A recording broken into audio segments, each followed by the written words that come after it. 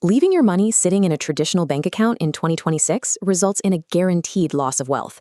This chart plots the economic reality. Average inflation hovers around 3.8%, while the national average savings yield sits at a microscopic 0.38%.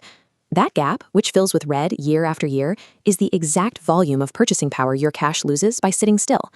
A high-yield savings account, or HYSA, solves this math problem. These accounts offer up to 10 times the national average yield while retaining the exact same FDIC insurance as your current bank. But the 2026 market presents a dilemma. Banks are aggressively marketing a wide spectrum of rates, ranging from a reliable 3.10% up to an eye-catching 5.0%. Those absolute highest advertised numbers come with a catch. Banks demand specific behavioral mandates and operational friction to unlock them. To decide where to put your money, we are going to analyze the actual administrative friction required to earn these top rates. By the end, you will be able to calculate exactly if the extra effort is worth a financial outcome for your specific portfolio. To plot your options, we use this quadrant chart. We place operational friction on the x-axis and the absolute APY on the y-axis. The optimal account for you lies at the intersection, where the yield is high but the friction matches your tolerance for administrative work.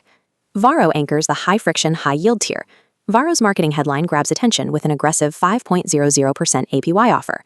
To actually earn that rate, you have to open a linked checking account and successfully establish a minimum of $1,000 in direct deposits every month. Varo also utilizes a strict rate cliff. You earn that 5.00% yield only up to a maximum balance of $5,000. Every single dollar you deposit over that $5,000 limit plummets to a vastly reduced rate of 2.50%. This structure actively penalizes savers who have built large emergency funds. You are forced to either accept a lower blended interest rate across your total savings or micromanage your cash across multiple different banks. Next is the hub switcher tier. This includes institutions like SoFi and Axos One. The primary requirement here is shifting your entire financial hub. You must reroute your primary employer direct deposits into their ecosystem. In exchange, you earn a highly competitive 4.00% to 4.21% on all balances. They do not cap your deposits like the previous tier. The friction comes from the high switching costs. You have to uproot your primary checking account, establish entirely new bill pay connections, and redirect your payroll with your employer. If you fail to meet their monthly direct deposit criteria, the penalty is steep. At SoFi, missing that requirement drops your yield down to 1%. The hub switcher tier successfully removes restrictive balance limits that replaces them with high administrative switching costs. It is viable only for people completely willing to migrate their daily banking. The liquidity lock tier features banks like CIT Bank and E-Trade.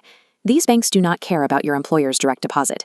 Their input requirement focuses on maintaining a strict minimum balance, like CIT's $5,000 threshold. The distinct benefit is that you earn top-level rates, around 4.00% to 4.10%, without having to touch or modify your existing checking account setup. However, these accounts have their own severe rate cliffs tied directly to your balance.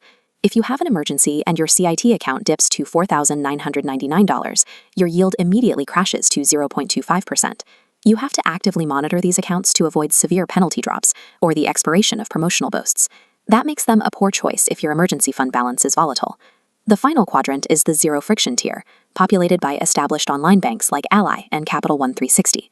These accounts strip away the behavioral requirements. There are 0 minimum balance thresholds, 0 direct deposit mandates, and 0 expiring promotional windows.